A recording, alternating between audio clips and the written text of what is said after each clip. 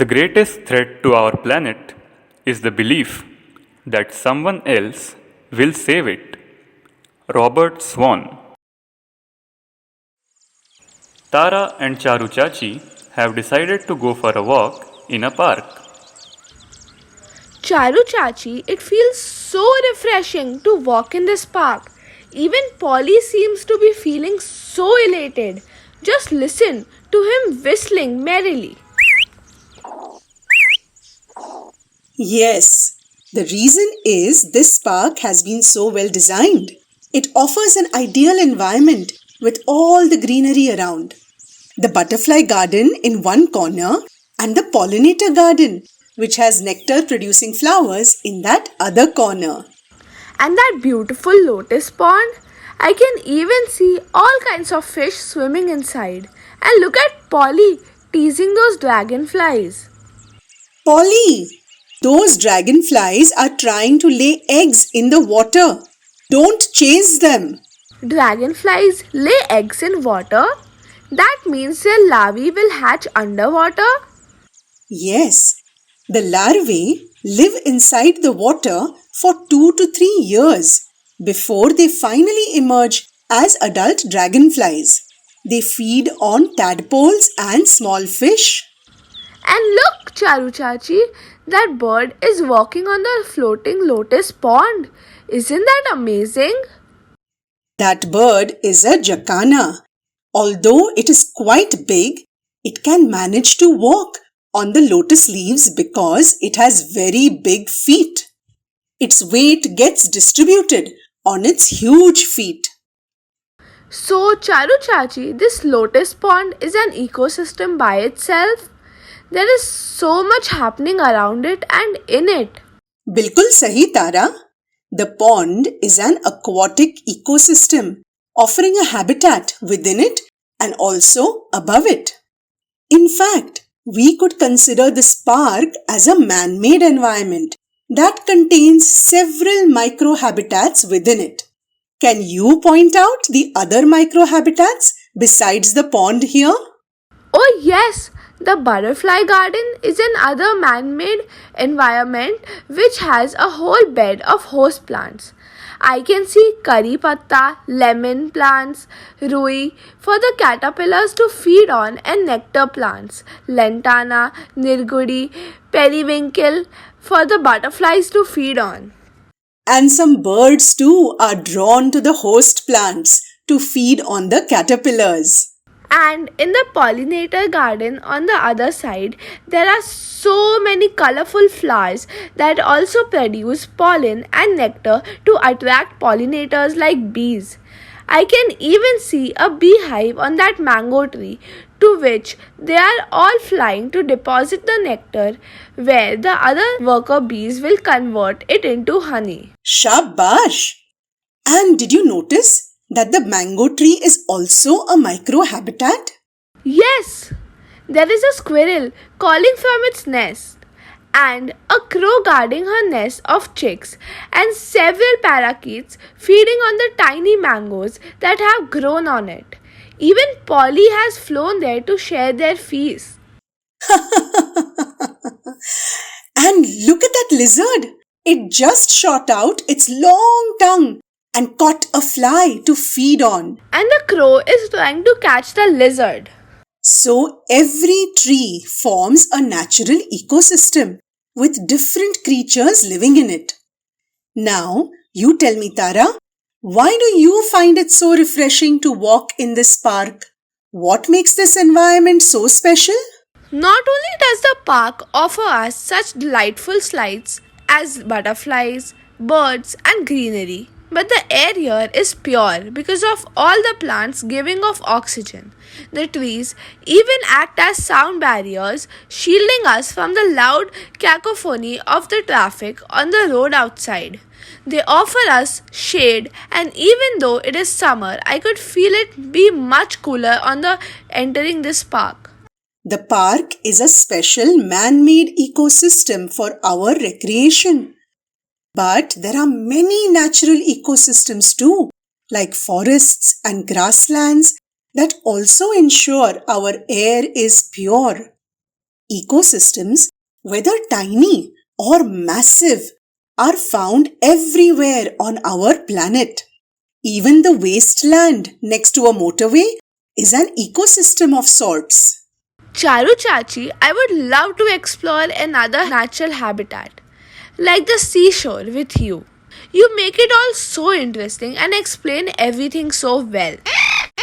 Look, even Polly wants to come with us. And so, the next day, Charu Chachi takes Tara to the nearby seashore. Polly, of course, also accompanies them. Since it is low tide now and the sea has receded, we get to see all those marine creatures that can survive even when uncovered by water for a short time. Polly, do you see that sea star crawling towards that rocky pool of water? And Charu Chachi, there are some crabs who do not have a shell covering the lower half of their bodies. Those are the hermit crabs. For some reason, nature has given them a shell to cover only the top half of their bodies. Just watch that hermit crab getting into that abandoned shell to cover its lower half for protection. And what is long, green, flurry ribbon like thing in the pool of water? It is the sea lettuce, one of the algae that is found in the sea. The sea too has a lot of plants in the form of algae and microscopic phytoplankton that produce through photosynthesis ginormous amounts of oxygen for our planet. I can see so many varieties of shells of different shapes and colors. And look, Charu Chachi, a seagull has just caught one of the snails.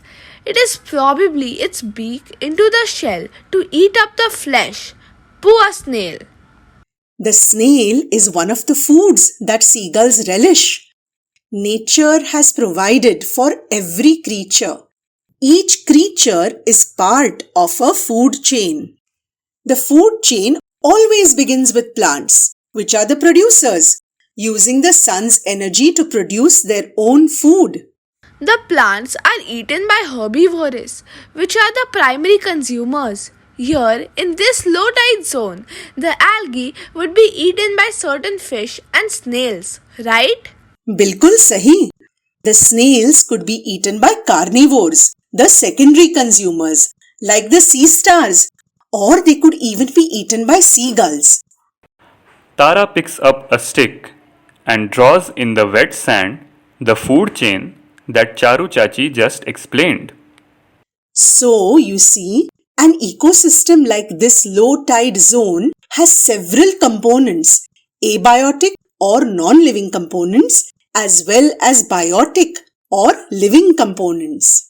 जैसे कि the abiotic components are sunlight, sand, seawater, and even the rocks to which I see a lot of barnacles clinging onto. And of course, the biotic components are the sea lettuce, the small fish, the sea star, and snails, crabs, and seagulls. I must say you are a very smart learner, Tara. Tomorrow I shall talk to you about the food pyramids. Food pyramids? What are they? I only know of the pyramids in Egypt, which Masterji told us about. It is getting late now and the tide has begun to come in.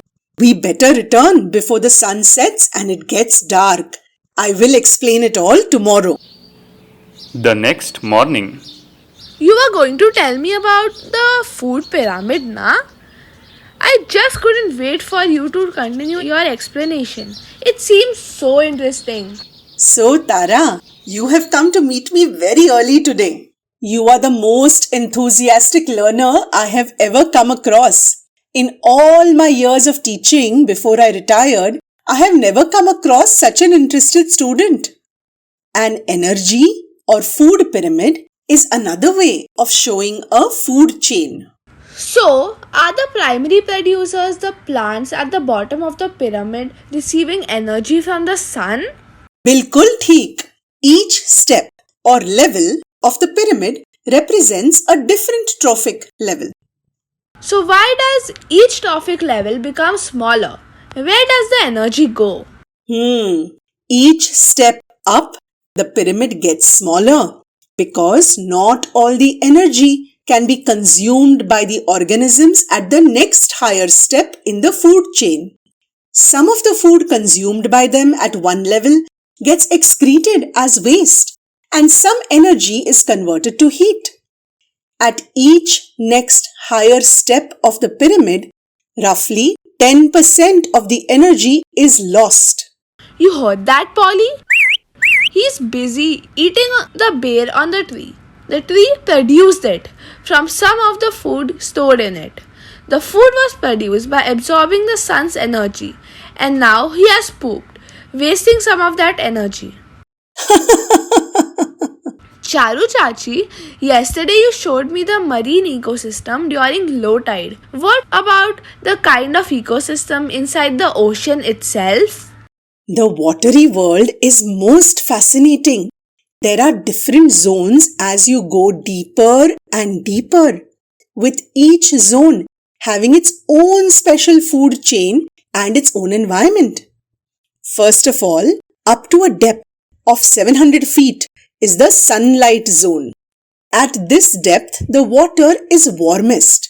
It contains the phytoplankton, which use sunlight like all plants to make food and give off oxygen. Many of the fish must be living here and feeding off the phytoplankton and smaller fish, na? Deeper down, up to a depth of 3,280 feet, is the twilight zone. Does the sunlight reach this zone too? The light here is very faint. Big animals like whales and giant squids dive down here to feed on the other fish. Some of the fish here are even bioluminescent, giving off their own light. Never thought there would be so much life deep down in the oceans, deeper down below the twilight zone. It must be very dark, na? Much deeper down is the midnight zone, where no sunlight can reach. Not only is it pitch dark, but also the pressure here is tremendous. The fish here, like the anglerfish, produce their own light. Sperm whales are known to dive to this depth for hunting. And owing to the lack of light, the animals here are either black or red. Charu Chachi, the life in this zone must be consisting of secondary and tertiary consumers, isn't it? Since there won't be any plants or even primary consumers. Bilkul sahi. These are the animals that make up the topmost level of the food pyramid. Is there another zone deeper down, Charu Chachi? You will be amazed to know that there is life even deeper down in the abyssal zone at a depth of 19,690. Ayyo! Did you hear that, Polly?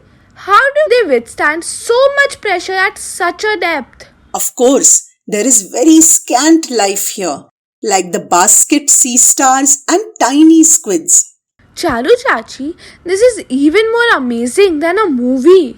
Indeed, the different environments on our planet and the creatures that live in them are most fascinating. On the other hand, most man-made environments end up hampering much of life. How do little man-made environment hamper life? There are hundreds of such examples. It will be impossible to tell you about all of them. But we can discuss a few. Like wiping out mangroves and forests to make way for construction? Yes, bilkul theek. The animal species that inhabited these environments, deriving food and shelter from them, become endangered and eventually they go extinct, thus affecting the web of life. Which other man-made environments are harming wildlife? So many dams are constructed across various rivers to serve as a reservoir of water for people living around and to produce hydroelectricity. But in doing so, Vast swaths of forests are drowned. Oh no! Also, by blocking the flow of the river, it can interfere with the migrating movements of various fishes. Some fish migrate upstream, where conditions may be just right for them to lay eggs. The dam prevents them from doing so, and as a result, they cannot breed and reproduce. We should not interfere too much with the nature. The natural environment within wildlife sanctuaries too is getting deteriorated nowadays. Kaise? Over-enthusiasm by tourists to view wildlife. They do not respect the sanctity of the wildlife at all. They all want to click pictures, especially of tigers, leopards or lions. Some people even want to take selfies. They insist that their jeeps be taken close to the animals. That must be so stressful and disturbing for the animals, isn't it? Bilkul sahi. Did you know it is now a style among builders to construct glass-fronted buildings in big cities? Birds flying in the air cannot see the glass as it reflects the sky and clouds. As a result, they collide headlong into them, injuring themselves. I wish people would give more thought to the wildlife before carrying out such constructions. Polly, you must be careful when you fly in front of such buildings. But there are some man-made environments which are beneficial to wildlife. Like that theme park we went to 2 days ago, isn't it? Yes, indeed. In fact, architects are now coming up with what they call green buildings. They are specially designed to allow as much of natural light as possible to come in. They ensure there is plenty of air circulation. This way, they have to use less electricity for lights and air conditioning, isn't it?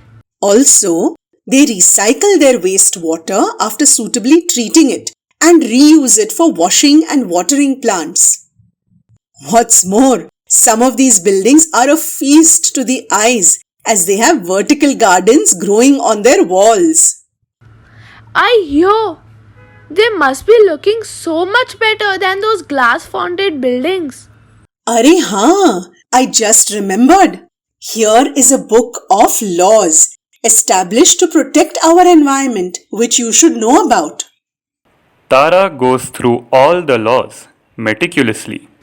The Wildlife Conservation Act 1972 for the protection of the natural flora and fauna, especially rare and endangered species, all the scheduled species are prohibited from being hunted, collected or traded. That means hunters, poachers and collectors could be dealt with severely under this law. Water Pollution Prevention and Control Act 1974. It is illegal to dump pollutants into water bodies. Heavy penalties can be imposed on anybody who does that. Air Pollution Prevention Act and Control Act 1981. The aim is to control air pollution by forbidding polluting fuels and substances and regulating air polluting appliances. Environment Protection Act 1986. Does this law give power to the government to protect water, air, land as well as living organisms? Bilkul sahi. The National Green Tribunal Act 2010 for establishing a green court. What does that mean? It means that there is a special court for matters relating to environment and conservation of natural resources that solves any issues without any delay. Environmental Impact Assessment? What's that for? Before any new major project is implemented, this act gives the government the right to study and ensure that no harm is caused to the environment. Solid Management Rule of 2016. Shouldn't people try to first of all reduce waste by recycling and reusing? And whatever waste forms after that should be segregated as wet and dry, na? Bilkul sahi, Tara. After that, it is the municipality's job to collect, transport, and dispose the waste. And the last one, the Right to Information Act 2005. This right requires the government to quickly respond to citizen requests for any government information. The main goal of this act is to give citizens more power and make the government more transparent and accountable. Tara, so overcome with the need to protect our beautiful planet, composes a song. I see birds and bees, trees lush with leaves, seas so frothy, blue skies, clouds of fleece, and I sing to myself, oh, what a wonderful world. Cheery songs of birds, fragrant damp earth, dancing flowers, gurgling rivers, and I sing to myself, oh, what a wonderful world.